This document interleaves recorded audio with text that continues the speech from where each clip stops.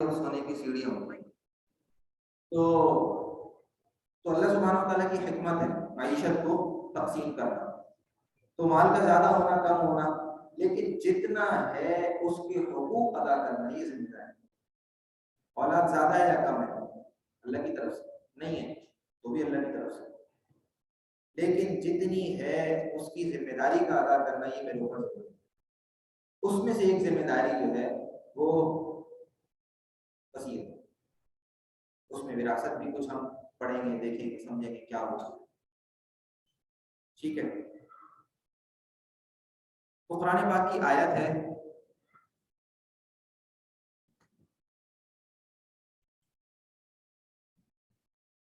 वमन अअरज़ अन ज़िक्री फ़इन्न लहू मईशतन ज़ंका व नहशुरुहु यौमल क़ियामति अ'मा। और इसी में ये लिखा है कि जो मेरी नसीहत से मुंह मोड़ेगा उसको बड़ी तंग जिंदगी मिलेगी और क़यामत के दिन हम उसे अंधा करके उठाएंगे। हदीस है फमन यअख़ुज़ु मालन बिहक़्क़िही, माल मिले और हक के साथ मिले, जायज तरीके से हासिल करे तो उसमें बरकत दी जाती है। मैंने पहले बात की ना, माल का हासिल करना में बरकत हो सकती है, जायज तरीके से हो, हक के साथ हो। फमन यअख़ुज़ु मालन बिग़ैरि हक़्क़िही, माल मिले और उसका हक ना हो, दोनों बातें हो सकती। लेते हुए हक की अदायगी ना करे, आने के बाद हुकूक की अदायगी ना करे, तो उसकी मिसाल ऐसी है जैसे कोई शख्स खाता जाए और भूख न लगे। बीमारी होती है, खाते जाए और भूख न लगे।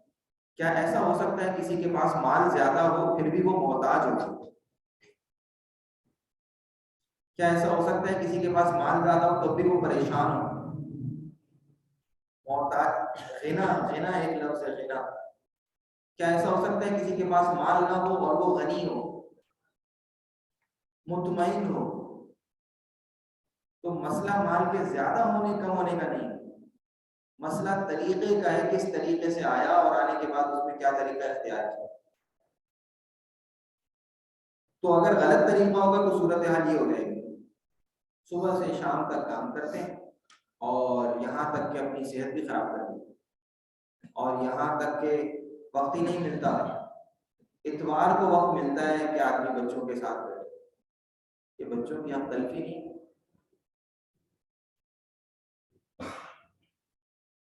किसी ने लतीफा सुनाया, बब्बू आए तो बच्चों ने कहा इतवार वाले अब्बू आ गए। खैर, आगे है, मकसद पे हमने बात कर ली, खास तौर पे हम देखेंगे अगर गलतियां होती हैं तो वो क्या हैं, ये भी कोशिश करेंगे कि वसीयत लिखें। जब हमने पहली दफा ये नशिस्त की किसी जगह तो उससे पहले जो है वो मैंने अपनी भी वसीयत नहीं लिखी थी। तो जब मैं इसकी तैयारी कर रहा था या पढ़ रहा था या एक दफा नशिस्त कराई तो लगने लगा कि यार वाकई मरना है, इसलिए उस वसीयत का तो मतलब ही ना मेरे मरने के बाद ये करना, मरने के बाद ये करना, तो लगने लगा कि यार मरना है। तो इसका एक फायदा जो और फायदे हो ना हो, ये लगने लगेगा कि यार वाकई जाना है। अभी तो लगता ही नहीं ना, वो लोग चलेगा, वो मरी वाले चलेगा ना, हमारा तो मसला नहीं, कराची में चलेगा तो मरी वालों का मसला। तो आगे कुरान पाक की एक और आयत लिखी है, वालमू अन्नमा अम्वालुकुम व औलादुकुम फितना। हम अभी शुरू में ये समझने की कोशिश कर रहे हैं जो माल है इस्लामी एतबार से इसकी हैसियत क्या है। हासिल करने पे बात हो गई, खर्च करने पे बात हो गई, ये खुद एक आजमाइश है और आजमाइश का मतलब इम्तिहान है। इम्तिहान का मतलब है जो करने को कहा गया है इसमें वो करेंगे तो मसला हल हो जाएगा, और अगर नहीं करेंगे तो मसला फंस जाएगा। हज़रत अब्दुर्रहमान इब्न औफ रज़ी अल्लाह तआला अशरा मुबशरा में से हो गए, इसी माल में अच्छा काम करने से हो गए। हज़रत उस्मान इब्न गनी रज़ी अल्लाह तआला ने क्या फरमाया कि आज के बाद उस्मान कोई अमल ना करे तो कोई मसला नहीं होगा। तो इतना माल खर्च किया और उसकी वजह से इस दर्जे पर पहुंच गए। तो वही इम्तिहान था, कामयाब हुए तो वहां तक चले गए, वही इम्तिहान था, नाकाम हुए तो जमीन में धंस गया। वो कहने लगा इन्नमा ऊतीतुहु अला इल्मिन इंदी, ये जो माल मुझे मिला है ये तो मेरी वजह से मिला है, मेरी महारत है, मैं ग्राहकों को ऐसे डील करता हूँ कि वो दूसरा ग्राहक कहीं जाता ही नहीं। ये 3 दुकानें एक से मैंने की हैं, तो अगर सब कुछ मैंने किया है तो मैं क्यों ज़कात दूं, मैं क्यों किसी को कुछ दूं? किसी ने उसको फंसवा दिया कानून को। तो ज्यादा और कम का मसला नहीं, तरीके का मसला है। आगे एक हदीस लिखी है कि मेरी हर उम्मत के लिए एक फितना है और मेरी उम्मत का फितना होगा। फितने का मतलब इम्तिहान, मुश्किल इम्तिहान, जहाँ फंसने का डर है। इस्लामियत में इम्तिहान तो निकल जाता है ना, जो इम्तिहान फंसता है ना, जो मुश्किल होता है एग्जाम, जो एग्जाम में डर होता है कि यार ये ना रह जाए, जिसमें लोग आमतौर पे फेल होते हैं, वो ये वाला मसला है। मेरी उम्मत जहाँ फेल हो सकती है, जो खतरा हो सकता है, वो ये वाला एग्जाम है, यहाँ मसला हो सकता है और होता है। आगे है कि माल नेमत है। कुरान पाक में है जुम्मे की नमाज के बाद फंतशिरू फिल अर्ज़, जब नमाज जुम्मे की पूरी हो जाए तो जमीन पे मुंतशिर हो जाओ। इससे एक बात ये भी पता चलती है कि मुंतशिर हो जाने से, दूर जाने से, मेहनत करने से माल मिलता है। इसीलिए बाद लोगों ने कहा कि सफर करना, एक जगह से दूसरी जगह जाना, उसमें माल है। अल्लाह ताला वहाँ की जो मौके होते हैं उससे फायदा पहुंचाते हैं। तो वक्त मिन फज़लिल्लाह, अल्लाह ताला के फजल को तलाश करो। हम शुरू में बात कर रहे थे, क्या माल का हासिल करना कोई नेक काम है? खुद अल्लाह ताला हुक्म दे रहे हैं कि अल्लाह का फजल तलाश करो। मतलब तलाश करना पड़ेगा, हाथ पे हाथ बैठने से नहीं आएगा। अल्लाह ताला जो नसीब में लिखा वो तो पहुंचेगा ही, मैं अपनी तय कर लूँ, वो नहीं खोलूंगा तो भी अंदर जाएगा। लेकिन हुक्म ये है कि आपने तलाश करना है, चाहे ऑफिस में जाके तलाश करें, चाहे मार्केट में जाके तलाश करें, चाहे दुकान पे तलाश करें, तलाश करने का हुक्म है। तो ये अल्लाह का फजल है। यहाँ ये बात है कि अल्लाह का फजल है, अल्लाह ताला दे। हदीस है जो आगे लिखी है, तो उसमें ये हुआ कि गरीब मुसलमान हुजूर पाक सल्लल्लाहु अलैहि वसल्लम के पास हाजिर और अर्ज किया, या रसूल अल्लाह, माल वाले तो चले गए बड़े दर्जात के साथ, उन्होंने तो बड़े बड़े दर्जात हासिल कर लिए, इसलिए कि वो नमाज वो भी पढ़ते हैं, हम भी पढ़ते हैं, इसमें तो बराबर है। लेकिन वो कुछ काम ऐसे करते हैं जो हम नहीं कर सकते। जब आपके यहाँ से ऐलान होता है कि भाई जिहाद पर जाना है, इतने पैसों, इतने माल की जरूरत है, लश्कर तैयार करना है, वो लोग आगे बढ़ते हैं और वो लोग खर्च करते हैं। हमारे पास माल नहीं होता तो हम नहीं खर्च कर पाते, या हमारे पास होता है लेकिन थोड़ा होता है, तो जरूरत का ही होता है, उससे ज्यादा होता नहीं तो हम नहीं खर्च कर पाते। और जिनके पास माल ज्यादा होता है वो खर्च करते हैं। आप ऐलान करते हैं कि भाई ये गरीब है, इसकी मदद करो, तो मदद कर, उनके पास मौका है वो करते हैं, हम नहीं कर सकते। ये आए और आप सल्लल्लाहु अलैहि वसल्लम से ये, यही बात अमीर लोगों को भी पता चली, वो भी आया आप सल्लल्लाहु अलैहि वसल्लम के पास। फ़अतौ रसूलुल्लाह सल्लल्लाहु अलैहि वसल्लम फ़क़ाल ज़ालिका फ़ज़लुल्लाह युतीहि मन यशा। आप सल्लल्लाहु अलैहि वसल्लम ने कोई अमल बताया गरीबों को कि भाई तुम ये कर लो तो तुम उस दर्जे तक पहुंच जाओगे, वो बड़े खुश हो गए। लेकिन वो जमाना वो था जिसमें कोशिश की जाती थी, गरीब और अमीर हर किस्म के लोग कोशिश करते थे कि हम नेकी में कैसे आगे बढ़ जाए। गरीब और अमीर तो दुनिया में हैं और क़यामत तक रहेंगे, लेकिन फर्क ये था कि उस वक्त वो दोनों कोशिश ये करते थे कि हम आखिरत के कामों में कैसे आगे बढ़ जाएं, नेकी में कैसे आगे बढ़ जाएं। और आज के गरीब और अमीर दोनों ये कोशिश करते हैं कि हम माल में कैसे आगे बढ़ जाएं। तो फर्क तो रहेगा और है, अल्लाह सुब्हानहू व तआला की हिकमत है।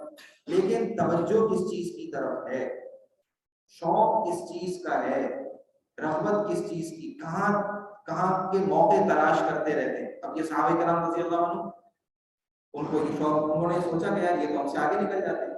फिर अमीर जो अगनिया सहाबा किराम थे वो भी आ गए और कहा कि अल्लाह के रसूल, हम भी कोई काम करेंगे जो आपने कहा। तो आप सल्लल्लाहु अलैहि वसल्लम ने फरमाया, ज़ालिका फ़ज़लुल्लाहि युतीहि मन यशा। ये तो जिस वजह से वो लोग आगे बढ़े थे वो अल्लाह ताला का फजल है, जिसको ज्यादा दे। उन्होंने, उनका काम क्या था, उन्होंने जो अच्छा काम किया वो ये कि जो अल्लाह का फजल मिला उसमें वो काम किए जो करने के थे, जो हुक्म थे वो पूरे किए। जैसे मैंने मिसालें अर्ज की आपके, ये सहाबा किराम रज़ियल्लाहु अन्हुम, इन्होंने चूंकि माल मिला और उसमें नेक काम किए तो आगे बढ़ गए। तो और ऐसा भी हो सकता है किसी को माल मिले जो पुराने नेक काम कर रहा था उससे भी दिया, उसमें मसला फंस जाएगा, वहां परेशान हो जाएगा। इसी वजह से बाद दफा अल्लाह ताला बाद लोगों को माल नहीं देते कि अगर इसको मैंने दिए तो अभी जो ये फजर पढ़ रहा है, फजर भी जाएगी और जो 5 नमाजें पढ़ रहा है उसमें से कम हो जाएगी। अल्लाह ताला तो जानते हैं ना मेरे साथ क्या हाल होने वाला है।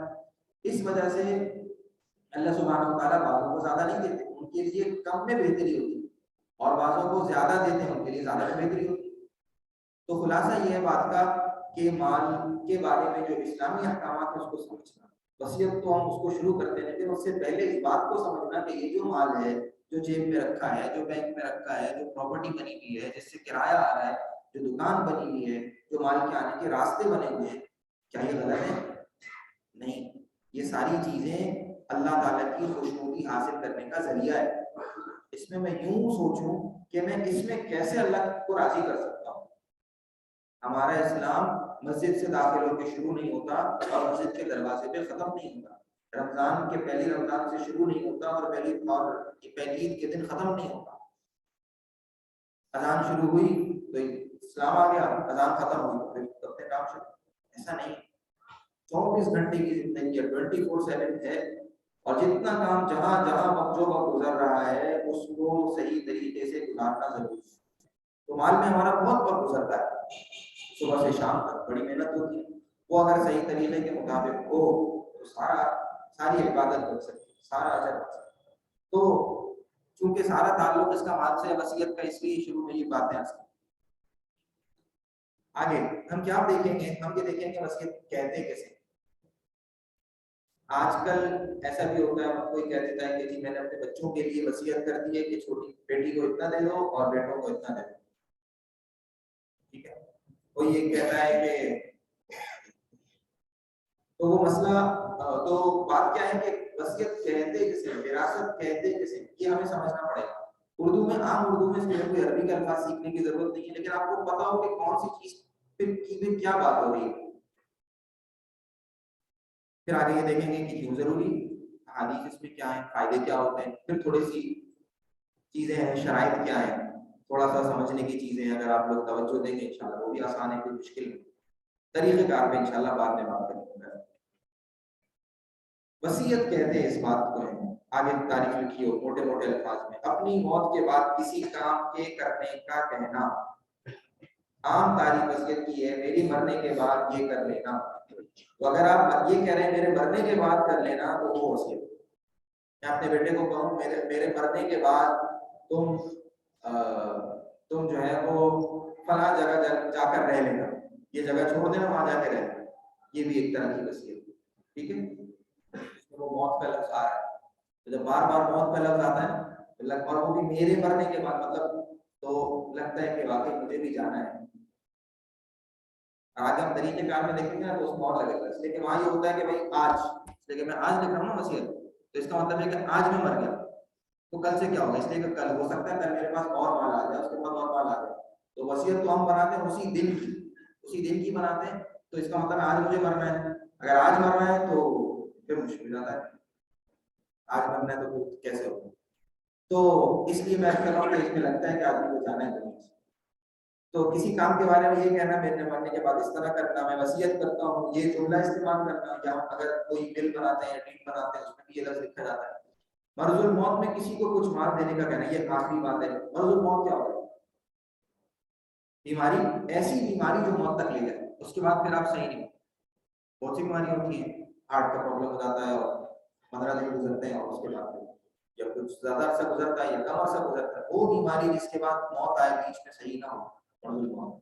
चूंकि ये आदमी बस मरने के करीब करीब ही होता है, यहाँ इस वजह से शरीयत ने इस मर्जुल मौत में अगर ये कोई काम कर रहा है उसके बारे में यही समझा है कि ये वसीयत है। मिसाल के तौर पर मर्जुल मौत में ये कहता है कि भाई इनको इतने पैसे दे दें, चूंकि अब मैं तो एग्जिट में हूं ना, मेरा तो जाने का वक्त करीब आ गया, इस वजह से हम इसको यही शुमार करते हैं कि ये मरने के बाद के अहकाम में लागू होगा। और वो अहकाम क्या है वो आगे बढ़ेंगे। लेकिन तो मैंने कहा, मैं ये कहूँ, मुझे कोई तबीयत खराब नहीं, लेकिन मैं वो मेरे मरने के बाद ये कर देना, एक। दूसरा, मेरी तबीयत खराब हो गई, अब मुझे लग रहा है मैं कह रहा हूँ कल दे देना इसको, ये नहीं कह रहा मरने के बाद, कह रहा हूँ कल दे देना, तो ये भी वसीयत में शुमार होगा, ठीक है। तो वसीयत कहते किसे हैं, ये कुछ वाज़ेह हो गया। आखिरी बात इसमें ये समझते हैं, उसके बाद हल्का सा वक्फा करेंगे और इस काम के लिए करेंगे ताकि हम दोबारा से जो अब तक जो चीजें पढ़ी है वो दोबारा से ज़हन में आ रहे हैं। जरूरी क्यों है, हदीस क्या कहती है इस वसीयत करने के बारे में। बुखारी शरीफ की हदीस है किसी मुसलमान को ये हक नहीं कि किसी चीज की वसीयत करना उस पर जरूरी हो, फिर वो 2 रातें भी इस तरह गुजारे कि इसकी वसीयत इसके पास लिखी हुई ना हो। इनमें एक एक लफ्ज ऐसा है जिसको बात होनी चाहिए। लेकिन पहली बात, किसी चीज की वसीयत करना उस पर जरूरी हो। पहली बात जो मैंने की, माल है ही नहीं तो मसला नहीं है, फिर मसला नहीं, आप यहाँ वर्कशॉप में नहीं बैठे, इतना मसला नहीं। लेकिन अगर माल है तो फिर जरूरी। अगर कोई ऐसी चीज है जिसकी वसीयत करना जरूरी है तो फिर करना पड़ेगा। नंबर 2, वो 2 रातें भी इस तरह गुजारे। 2 रात, 2 रातों में कितना वक्त गुजरता है, कितना टाइम होता है आदमी का। और आप सोचेंगे ना, जब लिखने बैठेंगे तो 2 रातों में भी बात का काम पूरा नहीं होता। जिनका जितना बड़ा हिसाब है उतना ज्यादा वक्त लगता है, उतनी ज्यादा चीजें लिखनी पड़ती। तो इसमें हुजूर पाक सल्लल्लाहु अलैहि वसल्लम ने इतना थोड़ा सा वक्त दिया है, 2 रात, 2 ही रातें आएंगी बीच में। तीसरी बात, लिखी हुई ना हो। निकाह के अंदर खरीदो फरोख्त में हम चीजें खरीदते हैं, हर चीज लिखते नहीं है ना, कहते हैं खरीद के दे दो, उसने दे दिया, मैंने ले लिया। कभी कभार हम उधार पे भी काम करते हैं, पैसे मैं आपको 6 महीने बाद दे दूंगा, साल बाद दे दूंगा। पुराने पाक में है, आयत का मफहूम ये है कि लिखा करो। तुमने यहाँ तक कि वो लोग जिनको लिखना नहीं आता, पढ़ना नहीं आता, खासतौर पर उस जमाने में ऐसे लोग ज्यादा थे जिनको लिखना पढ़ना नहीं आता, तो भाई ऐसे आदमी से कहा कि आपको लिखना आता है, आप इनके लिए लिखो। दूसरे आदमी से इसको लिखवाओ अपने लिए। मैं इसको जो बात अर्ज करना चाह रहा हूँ, लिखने की अहमियत। 20 साल हो गए कारोबार को, दोनों दोस्त काम कर रहे हैं, कोई लिखत ही नहीं, और 25 साल बाद लड़ते हुए दारू लिखता आता है, कहते हैं मसला नहीं। एक भाई सारा यहाँ काम करता है, दूसरा भाई इटली में, वो ये कहता है सारा काम तो मैंने किया, वो कहता है बेटा तो मैं भी हूँ, अब तो मेरा भी। फिर लड़ते हुए आता, कोई लिखत नहीं, कोई बात हुई थी नहीं, कोई बात नहीं। एक साहब ने मेडिसिन का काम शुरू किया, हमने उनसे पूछा, अच्छे समझदार दीनदार, पैसे उन्होंने बताया, पैसे अबू से लिए, कहाँ से काम शुरू किया। मैंने कहा कर्जा दिया या पार्टनर है, क्या कह रहे हैं, कर्जा तो नहीं दिया। मैंने कहा फिर पार्टनर है, कहते नहीं मेरा कारोबार। मैंने कहा फिर उन्होंने क्यों दिया, तोहफा दिया, कहते नहीं। तो मैंने कहा फिर क्यों दिए पैसे, मेरे अबू हैं इसलिए दे दी। अब पता कुछ नहीं है, जब बिजनेस सेट हो जाएगा फिर भाई बाहर से आ जाएगा, फिर लड़ाई शुरू हो जाएगी, फिर दरमिता बन जाएगी, फिर झगड़े हो जाएंगे, फिर ताल्लुकात खराब हो जाएंगे। मकतूबा, लिखा हुआ हो, लिखा हुआ होना जरूरी है। सारी चीजें, उधार का कोई काम हो, लिखा हुआ होना जरूरी है। वरना चीजें निकाह तो बगैर लिखे हुए भी हो जाती है, लेकिन लिखा हुआ होना चाहिए और वो जरूरी है। अगली हदीस है, किसी पे 3 रातें ऐसी ना गुजरे कि उसकी वसीयत लिखी हुई ना हो। तो ये जो अहादीस है, तीसरी हदीस है, फमा बित्तु मिन लैलतिन, अब्दुल्लाह इब्न उमर रजी अल्लाह तआला अन्हु फरमाते हैं, और इसको कहते हैं मानना। हमारे उस्ताद कहते थे ये सहाबा किराम रजी अल्लाह अन्हुम तरगीब प्रूफ नहीं थे। हम तो घंटों के बयान सुनते हैं और उसके बाद ना फिर वही काम, मतलब असर ही नहीं होता। वो सहाबी कहते हैं उसके बाद मैंने एक रात नहीं गुजारी, एक रात भी ऐसी नहीं गुजारी जिसमें मेरे पास वसीयत लिखी भी मौजूद ना हो। गुजर गई, फिक्र ही नहीं है। चले सब चीज आप कहते हैं यार मेरे पास ज्यादा माल ही नहीं, मैं क्या लिखूं, लेकिन भाई हदीस तो है, उस पे अमल की नीयत से लिख लेते। सवाब मिल जाता, उस हदीस पे अमल करने का आपके पास 10,000 रुपए, उसी 10,000 के बारे में लिख लेते आप, तो हदीस पे अमल हो जाता। अब हम ऐसा करते हैं कि 5 मिनट आप हजरात के पास है, 2 साथी आपस में बैठे और अब तक जो चीजें हमने जिस पे बात की ना उसको थोड़ा सा उसका मुज़ाकरा करें। और ये सब इस वजह से देखें, खासतौर पे जो बुजुर्ग हजरात हैं उनसे अर्ज कर रहा हूँ, हजरत अबू बकर रजी अल्लाह तआला अन्हु जब उन्होंने आप सल्लल्लाहु अलैहि वसल्लम से सीखना शुरू किया तो उनकी उम्र थी 42, नहीं उनकी उम्र थी 38 साल। हजरत अबू कुहाफा रजी अल्लाह तआला अन्हु बूढ़े थे। तो सहाबा किराम रजी अल्लाह बहुत सारे ऐसे थे जिन्होंने दीन का इल्म बाद में हासिल किया। तो बहुत सारी मुशावरत हमारी उनके साथ, तो शौक से इसको अगर साथियों के साथ बैठकर एक दफा थोड़ा सा शुरू से बात की ना, एक दफा उसको गुजार लें, आपके पास 4 मिनट है, 1 मिनट तो मैंने ले लिया। फिर हम 4 मिनट बाद दोबारा शुरू करेंगे।